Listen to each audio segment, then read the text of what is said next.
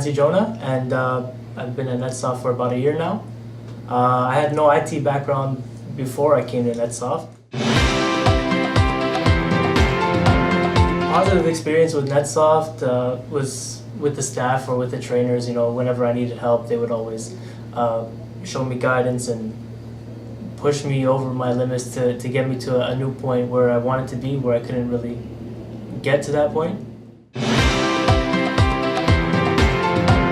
I earned my certificates in less than 6 months, MCITP and CCA.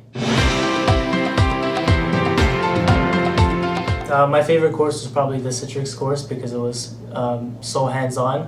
You learn so much in so little time, and I could probably say I benefited most out of that course.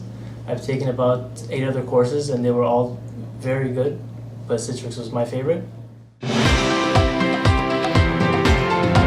would refer NetSoft to anybody who's looking to get into the IT field, that's looking to make more money than they're actually working for right now, or if they're in the field already doing help desk or whatever and want to advance. I suggest NetSoft to help you get to that point.